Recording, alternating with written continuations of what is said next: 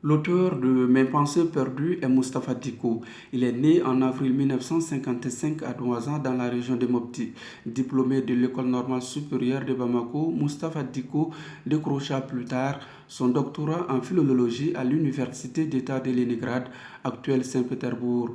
Homme politique puisqu'il est membre fondateur du Parti africain pour la solidarité et la justice, Mustapha Diko a commencé sa carrière au lycée privé de Sévaré, puis à l'école normale supérieure de Bamako jusqu'à sa nomination au poste de ministre des enseignements secondaires supérieurs et de la recherche scientifique de 1993 à 1994 et ministre de l'Éducation de 2000 à 2002.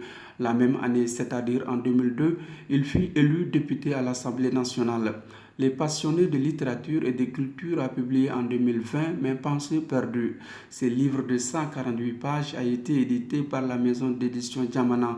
L'ancien ministre de l'Éducation d'Alpha Omar Konaré et de l'enseignement supérieur de la recherche scientifique sous Ibrahim Boubacar Keïta dispense à ses lecteurs les cours de sciences politiques. Le livre est divisé en notes, non pas en chapitres. L'auteur énonce la politique malienne à la naissance du multipartisme jusqu'en 2018. On entend dans Mes pensées perdues la voix plaintive d'Alpha Omar Konaré sur son ancien Premier ministre Ibrahim Boubacar Keïta.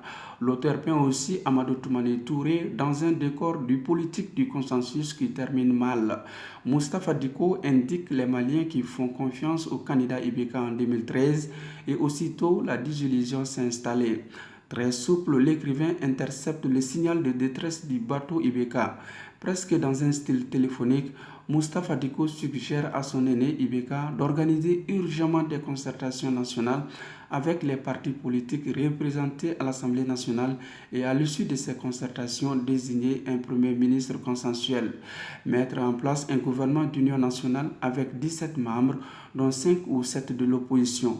Le président Ibeka sera aussi ministre de la Défense avec un ministre délégué. L'auteur va jusqu'à lui proposer une stratégie de communication lucide et efficiente, loin de celle aléatoire et hypothétique. Mais malheureusement, la voix de l'écrivain reste inaudible. Après 7 ans et poussé par le destin, le bateau d'Ibeka coule comme Mes pensées perdues. Mustapha Diko a commencé son livre par Cette nuit semblait éternelle et termine par Réveille-toi. De là, on comprend aisément sa volonté de mettre fin à la politique politicienne et d'ouvrir les grands chantiers de développement au bénéfice du peuple malien.